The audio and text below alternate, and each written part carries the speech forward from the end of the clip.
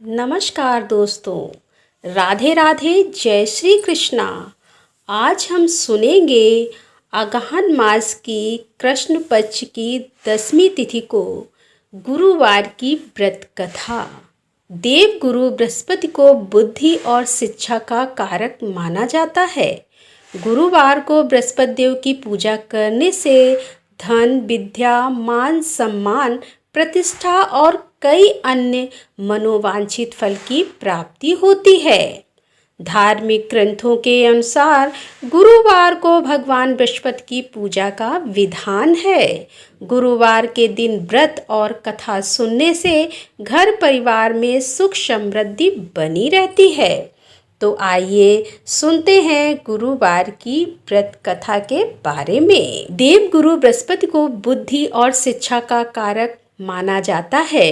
गुरुवार को बृहस्पति देव की पूजा करने से धन, विद्या, मान सम्मान, प्रतिष्ठा और कई अन्य मनोवांछित फल की प्राप्ति होती है। धार्मिक ग्रंथों के अनुसार प्राचीन काल की बात है। किसी राज्य में एक बड़ा प्रतापी और दानी राजा राज्य करता था। वह हर गुरुवार को व्रत रखकर दीन दुखियों की मदद करके पुण्य प्राप्त करता था। परंतु ये बात उसकी रानी को अच्छी नहीं लगती थी। वह ना तो व्रत ही करती थी और ना ही दान पुण्य में विश्वास रखती थी। इतना ही नहीं, वह राजा को भी ऐसा करने से मना किया करती थी। एक समय की बात है कि राजा शिकार खेलने के लिए वन गए। घर पर रानी और दासी थी। उसी समय गुरु बृहस्पति देव जी साधु का रूप धारण कर राजा के दरवाजे पर भिक्षा मांगने आए। साधु ने जब रानी से भिक्षा मांगी तो वह कहने लगी कि हे साधु महाराज, मैं इस दान और पुण्य से तंग आ गई हूँ। आप कोई ऐसा उपाय बताएं जिससे कि सारा धन नष्ट हो जाए और मैं आराम से रह सकूं। इतना सुनकर बृहस्पति देव जी ने कहा कि हे देवी, तुम बड़ी विचित्र हो। संतान और धन से कोई दुखी होता है। अगर अधिक धन है तो इसे तुम शुभ कार्यों में लगाओ, जैसे कि कुंवारी कन्याओं का विवाह कराओ, विद्यालय और बाग बगीचों का निर्माण कराओ, जिससे कि तुम्हारे दोनों लोक परलोक सुधर जाएंगे। परंतु साधु की इन बातों से रानी को खुशी नहीं हुई। उसने कहा कि मुझे ऐसे धन की आवश्यकता नहीं है जिसे मैं दान दूं और जिसे संभालने में मेरा सारा समय नष्ट हो जाए। तब साधु ने कहा कि अगर तुम्हारी ऐसी ही इच्छा है तो मैं जैसा तुम्हें बताता हूँ तुम्हें वैसा ही करना होगा। गुरुवार के दिन तुम घर को गोबर से लीपना और अपने बालों को पीली मिट्टी से धोना। राजा से हजामत बनाने को कहना और भोजन में मांस मदिरा का प्रयोग करना। कपड़े धोबी के यहाँ धुलने देना। इस प्रकार 7 बृहस्पतिवार करने से तुम्हारा समस्त धन नष्ट हो जाएगा। इतना कहकर साधु के रूप में बृहस्पति देव जी अंतर ध्यान हो गए। साधु के अनुसार कही बातों को पूरा करते हुए रानी को केवल 3 ही बृहस्पतिवार ही बीते थे कि उसकी समस्त धन संपत्ति नष्ट हो गई। भोजन के लिए राजा का परिवार तरसने लगा। तब एक दिन राजा ने रानी से बोला कि हे रानी, तुम यहीं रहो, मैं दूसरे देश को जाता हूँ, क्योंकि यहाँ पर सभी लोग मुझे जानते हैं, इसीलिए मैं कोई छोटा कार्य नहीं कर सकता। ऐसा कहकर राजा दूसरे देश चला गया। वहाँ वह जंगल से लकड़ी काट कर लाता और शहर में बेचता। इस तरह वह अपना जीवन व्यतीत करने लगा। इधर राजा के परदेश जाते ही रानी और दासी दुखी रहने लगे। एक बार जब रानी और दासी को 7 दिन तक बिना भोजन के रहना पड़ा तो रानी ने अपनी दासी से कहा कि हे दासी, पास ही के नगर में मेरी बहन रहती है, तुम वहां पर जाओ और उससे कुछ ले आओ ताकि थोड़ी बहुत गुजर बसर तो हो जाए। दासी रानी की बहन के पास गई। उस दिन गुरुवार का दिन था और रानी की बहन उस समय बृहस्पतिवार व्रत की कथा को सुन रही थी। दासी ने रानी की बहन को अपनी रानी का संदेश दिया, लेकिन रानी की बड़ी बहन ने कोई उसे उत्तर नहीं दिया। जब दासी को रानी की बहन ने कोई उत्तर नहीं मिला तो वह बहुत दुखी हुई और उसे क्रोध भी आया। दासी ने वापस आकर रानी को सारी बात बता दी। ये सुनकर रानी ने अपने भाग्य को कोसा और उधर रानी की बहन ने सोचा कि मेरी बहन की दासी आई थी परंतु मैं उससे नहीं बोली, इससे वह बहुत दुखी हुई होगी। कथा सुनकर और पूजा समाप्त करके वह अपनी बहन के घर आई और कहने लगी कि हे बहन, मैं बृहस्पतिवार का व्रत कर रही थी। तुम्हारी दासी मेरे घर आई थी परंतु जब तक कथा होती है तब तक ना ही उठते हैं और ना ही बोलते हैं, इसीलिए मैं नहीं बोली। बताओ दासी क्यों आई थी? रानी बोली कि बहन, तुमसे क्या छिपाऊं, हमारे घर में खाने तक को अनाज नहीं है। ऐसा कहते कहते रानी की आंखें भर आईं। उसने दासी समेत पिछले 7 दिनों से भूखे रहने की पूरी बात अपनी बहन को बता दी। रानी की बहन बोली कि देखो बहन, भगवान बृहस्पति देव सभी की मनोकामनाओं को पूर्ण करते हैं। देखो शायद तुम्हारे घर में अनाज रखा हो। पहले तो रानी को विश्वास नहीं हुआ, पर बहन के आग्रह करने पर उसने अपनी दासी को अंदर भेजा तो उसे सचमुच अनाज से भरा एक घड़ा मिल गया। यह देखकर दासी को बड़ी हैरानी हुई। दासी रानी से कहने लगी कि हे रानी, जब हमको भोजन नहीं मिलता था तब हम भी व्रत करते थे, इसीलिए क्यों ना इससे व्रत और कथा की विधि पूछ ली जाए ताकि हम भी व्रत कर सकें। तब रानी ने अपनी बहन बृहस्पतिवार के व्रत के बारे में पूछा। उसकी बहन ने बताया कि बृहस्पतिवार के व्रत में चने की दाल और मुनक्का केले की जड़ में अर्पित करें तथा दीपक जलाएं, व्रत कथा सुने और पीला भोजन ही करें। इससे बृहस्पति देव और भगवान विष्णु प्रसन्न होते हैं। और व्रत और पूजा की विधि बताकर रानी की बहन अपने घर लौट गई। 7 दिन के बाद जब गुरुवार आया तो रानी और दासी ने व्रत रखा। वह घुड़साल में जाकर चना और गुड़ लेकर आई और फिर उसने केले की जड़ तथा विष्णु भगवान की पूजा की। अब पीला भोजन की चिंता को लेकर दोनों बहुत दुखी हुई। चूंकि उन्होंने व्रत रखा था इसीलिए बृहस्पति देव उनसे प्रसन्न थे। वह एक साधारण व्यक्ति का रूप धारण कर 2 थालों में पीला भोजन दासी को दे गए। भोजन पाकर दासी तो प्रसन्न हुई और फिर रानी के साथ मिलकर भोजन ग्रहण किया। उसके बाद वह सभी गुरुवार को व्रत और पूजा करने लगी। बृहस्पति देव की कृपा से उनके पास फिर से धन संपत्ति आ गई, परंतु रानी फिर से पहले की तरह आलस्य करने लगी। तब दासी बोली कि देखो रानी, तुम पहले भी इसी प्रकार आलस्य करती थी और तुम्हें धन रखने में कष्ट होता था।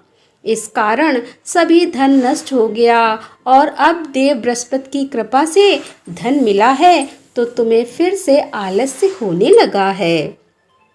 रानी को समझाते हुए दासी कहती है कि बड़ी मुसीबतों के बाद हमने ये धन पाया है, इसीलिए हमें दान पुण्य करना चाहिए, भूखों को भोजन कराना चाहिए और धन को शुभ कार्यों में खर्च करना चाहिए। इससे तुम्हारे कुल का यश बढ़ेगा, स्वर्ग की प्राप्ति होगी और पितृ प्रसन्न होंगे। दासी की बात मानकर रानी अपना धन शुभ कार्यों में खर्च करने लगी। इससे पूरे नगर में उसका यश बढ़ने लगा। एक दिन राजा दुखी होकर जंगल में एक पेड़ के नीचे आसन जमाकर बैठ गया। वह अपनी दशा को याद करके व्याकुल होने लगा। बृहस्पतिवार का दिन था। एकाएक उसने देखा कि निर्जन वन में एक साधु प्रकट हुए। वह साधु वेश में स्वयं बृहस्पति देव देवता थे। लकड़हारे के सामने आकर बोले कि हे लकड़हारे, इस सुनसान जंगल में तू चिंता मग्न क्यों बैठा है? लकड़हारे ने दोनों हाथ जोड़कर प्रणाम किया और उत्तर दिया कि हे महात्मा, आप सब कुछ जानते हैं, मैं क्या कहूँ। यह कहकर रोने लगा और साधु को अपनी आत्मकथा सुनाई।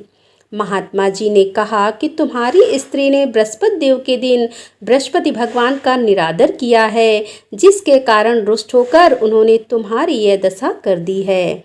अब तुम चिंता को दूर करके मेरे कहने पर चलो तो तुम्हारे सब कष्ट दूर हो जाएंगे और भगवान पहले से भी अधिक संपत्ति देंगे। तुम बृहस्पति के दिन कथा किया करो। 2 पैसे के चने मुनक्का लाकर उसका प्रसाद बनाओ और शुद्ध जल में लोटे में शक्कर मिलाकर अमृत तैयार करो। कथा के पश्चात अपने सारे परिवार और सुनने वाले प्रेमियों में अमृत व प्रसाद बांटकर आप भी ग्रहण करो। ऐसा करने से भगवान तुम्हारी सभी मनोकामनाएं पूरी करेंगे। साधु के ऐसे वचन सुनकर लकड़हारा बोला कि हे प्रभु, मुझे लकड़ी बेचकर इतना पैसा नहीं मिलता जिससे भोजन के उपरांत कुछ बचा सकूं। मैंने रात्र में अपनी स्त्री को व्याकुल देखा। मेरे पास कुछ भी नहीं है जिससे मैं उसकी खबर मंगा सकूं। साधु ने कहा कि हे लकड़हारे, तुम किसी बात की चिंता मत करो। बृहस्पति के दिन तुम रोजाना की तरह लकड़ियां बेचकर शहर जाओ। तुमको रोज से दुगना धन प्राप्त होगा, जिससे तुम भली भांति भोजन कर लोगे और तथा बृहस्पति देव की पूजा का समापन भी हो जाएगा। इतना कहकर साधु अंतर्ध्यान हो गए और धीरे धीरे समय व्यतीत होने पर भी वही बृहस्पतिवार का दिन आया। लकड़हारा जंगल से लकड़ी काटकर किसी शहर में बेचने गया। उसे उस दिन और दिन से अधिक पैसा मिला। राजा ने चना, गुड़ आदि लाकर गुरुवार का व्रत किया। उस दिन उसके सभी कलेश दूर हुए, परंतु जब दोबारा गुरुवार का दिन आया तो बृहस्पतिवार का व्रत करना भूल गया। इस कारण बृहस्पति भगवान नाराज हो गए। उस दिन उस नगर के राजा ने विशाल यज्ञ का आयोजन किया था और शहर में यह घोषणा करा दी थी कि कोई भी मनुष्य अपने घर में भोजन ना बनाए, ना आग जलाए। समस्त जनता मेरे यहाँ भोजन करने आए। इस आज्ञा को जो ना मानेगा उसे फांसी की सजा दी जाएगी। इस तरह की घोषणा संपूर्ण नगर में करवा दी गई। राजा की आज्ञा के अनुसार शहर के सभी लोग भोजन करने गए, लेकिन लकड़हारा कुछ देर से वहां पहुंचा। इसीलिए राजा उसको अपने साथ घर लिवा ले गए और ले जाकर भोजन करा रहे थे तो रानी की दृष्टि उसी समय खूंटी पर पड़ी जिस पर उसका हार लटका हुआ था। वह वहां पर दिखाई नहीं दिया। रानी ने निश्चय किया कि मेरा हार इस मनुष्य ने चुरा लिया है। उसी समय सिपाहियों को बुलाकर उसको कारागार में डलवा दिया। जब लकड़हारा कारागार में पड़ गया और बहुत दुखी होकर विचार करने लगा कि ना जाने कौन से पूर्व जन्म के कर्म से मुझे यह दुख प्राप्त हुआ है, और उसी साधु को याद करने लगा जो कि जंगल में मिला था। उसी समय तत्काल बृहस्पति देव साधु के रूप में वहां पर प्रकट हुए और उसकी दशा को देखकर कहने लगे कि अरे मूर्ख, तूने बृहस्पति देव की कथा नहीं करी, इसी कारण तुझे दुख प्राप्त हुआ। अब तुम चिंता मत कर। बृहस्पतिवार के दिन कारागार के दरवाजे पर 4 पैसे पड़े मिलेंगे, उनसे तू बृहस्पति देव की पूजा करना और तेरे सभी कष्ट दूर हो जाएंगे। बृहस्पति देव के दिन उसे 4 पैसे मिले और लकड़हारे ने कथा कही। उसी रात्रि को बृहस्पति देव ने उस नगर के राजा को स्वप्न में कहा कि हे राजा, तुमने जिस आदमी को कारागार में बंद कर दिया है वह निर्दोष है, वह राजा है, उसे छोड़ देना। रानी का हार उसी खूंटी पर लटका है। अगर तू ऐसा नहीं करेगा तो मैं तेरे राज्य को नष्ट कर दूंगा। इस तरह रात्रि के स्वप्न को देखकर राजा प्रातः काल उठा और खूंटी पर हार देखकर लकड़हारे को बुलाकर उससे क्षमा मांगी तथा लकड़हारे को योग्य सुंदर वस्त्र आभूषण देकर विदा कर दिया। बृहस्पति देव की आज्ञा के अनुसार लकड़हारा अपने नगर को चल दिया। राजा जब अपने नगर के निकट पहुंचा तो उसे बड़ा आश्चर्य हुआ। नगर में पहले से अधिक बाग, तालाब, कुएं तथा बहुत सी धर्मशालाएं, मंदिर आदि बन गए थे। राजा ने पूछा कि यह किसका बाग और धर्मशाला है तब नगर के सब लोग कहने लगे, यह सब रानी और बांदी के हैं। जो राजा को आश्चर्य हुआ और उन्हें गुस्सा भी आया। जब रानी ने यह खबर सुनी कि राजा आ रहे हैं, तो उन्होंने बांदी से कहा कि हे दासी, देख राजा हमको कितनी बुरी हालत में छोड़ गए थे। हमारी ऐसी हालत देखकर वह कहीं लौट ना जाएं। इसीलिए तू दरवाजे पर खड़ी हो जा। आज्ञा के अनुसार दासी दरवाजे पर खड़ी हो गई। राजा जब आए तो उन्हें अपने साथ लिवा लाई। तब राजा ने क्रोध करके अपनी रानी से पूछा कि यह धन तुम्हें कैसे प्राप्त हुआ है। तब उन्होंने कहा कि हमें यह सब धन बृहस्पति देव की इस व्रत के प्रभाव से प्राप्त हुआ है। राजा ने निश्चय किया कि 7 रोज बाद तो सभी बृहस्पति देव का पूजन करते हैं, परंतु मैं प्रतिदिन दिन में 3 बार कहानी तथा रोज व्रत किया करूंगा। अब हर समय राजा के दुपट्टे में चने की दाल बंधी रहती तथा दिन में 3 बार कहानी कहता। एक रोज राजा ने विचार किया कि चलो अपनी बहन के यहाँ हो आएं। इस तरह निश्चय कर राजा घोड़े पर सवार हो अपनी बहन के यहाँ को चलने लगा। मार्ग में उसने देखा कि कुछ आदमी एक मुर्दे को लिए जा रहे हैं और उन्हें रोककर राजा कहने लगा कि अरे भाइयों, मेरी बृहस्पति देव की कथा सुन लो। वे बोले, लो हमारा तो आदमी मर गया है और इसको अपनी कथा की पड़ी है। परंतु कुछ आदमी बोले कि अच्छा कहो, हम तुम्हारी कथा भी सुनेंगे। राजा ने दाल निकाली और जब कथा आधी हुई कि मुर्दा हिलने लग गया और जब कथा समाप्त हो गई तो वह राम राम करके मनुष्य उठकर खड़ा हो गया। आगे मार्ग में उसे एक किसान खेत में हल चलाता मिला। राजा ने उसे देख और उससे बोले कि अरे भैया, तुम भी मेरी बृहस्पतिवार की कथा सुन लो। किसान बोला, जब तक मैं तेरी कथा सुनूंगा तब तक 4 हरया जोत लूंगा। जा अपनी कथा किसी और को सुनाना। इस तरह राजा आगे चलने लगा। राजा के हटते ही बैल पछाड़ खाकर गिर गए तथा किसान के पेट में बड़ी जोर का दर्द होने लगा। उस समय उसकी माँ रोटी लेकर आई और उसने जब यह देखा तो अपने पुत्र से सब हाल पूछा और बेटे ने सभी हाल कह दिया। तो बुढ़िया दौड़ी दौड़ी उस घुड़सवार के पास गई और उससे बोली कि मैं तेरी कथा सुनूंगी, तू अपनी कथा मेरे खेत पर चलकर ही कहना।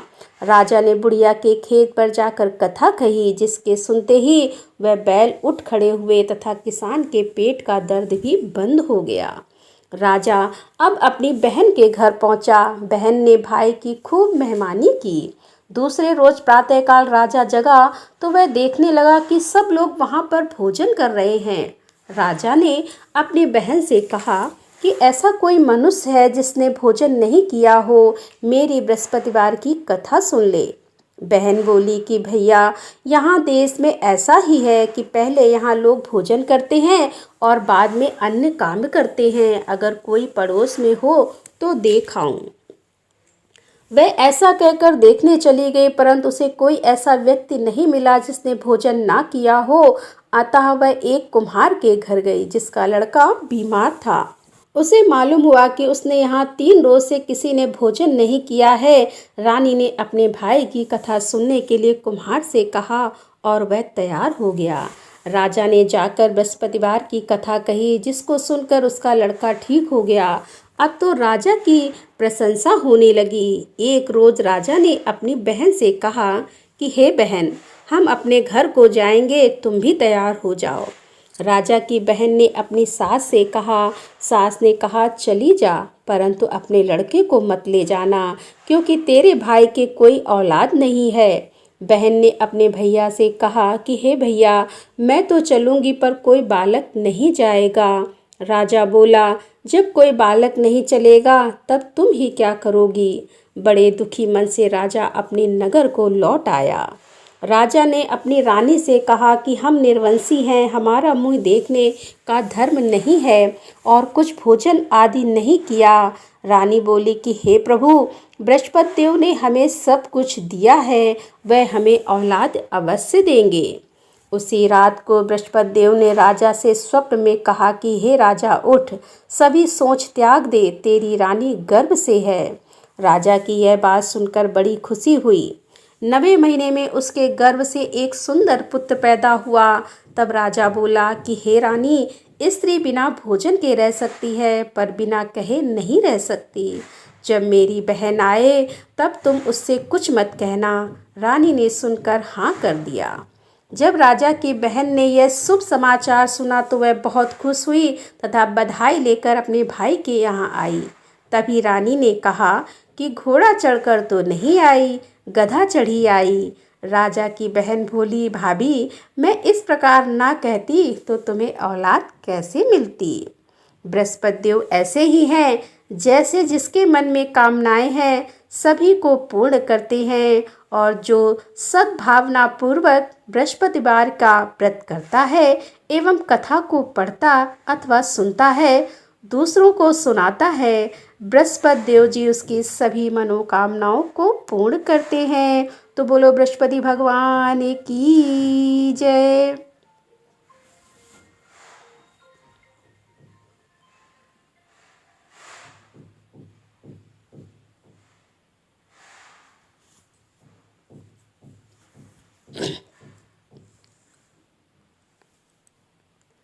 भगवान बृहस्पति देव उसकी सदैव रक्षा करते हैं, और संसार में जो मनुष्य सद्भावना से भगवान जी का पूजन व्रत सच्चे हृदय से करते हैं तो उनकी सभी मनोकामनाएं पूर्ण करते हैं। जैसी सच्ची भावना से रानी और राजा ने उनकी कथा का गुणगान किया तो उनकी सभी इच्छाएं बृहस्पति देव जी ने पूर्ण की थी। इसीलिए पूर्ण कथा सुनने के बाद प्रसाद लेकर जाना चाहिए और हृदय से उसका मनन करते हुए जयकारा बोलना चाहिए। तो बोलो बृहस्पति महाराज की जय। तो दोस्तों, कैसी लगी आज की ये कथा? यदि कथा पसंद आई हो तो वीडियो को लाइक करें, दोस्तों के साथ शेयर करें, और हमारे चैनल पर यदि आप पहली बार आ रहे हैं तो कृपया हमारे चैनल को सब्सक्राइब कर लें, जिससे आने वाले नोटिफिकेशन आपको सबसे पहले पहुंच सके। तो दोस्तों, मिलते हैं अगले वीडियो में। तब तक के लिए राधे राधे, जय श्री कृष्णा, हर हर महादेव, जय भोलेनाथ की।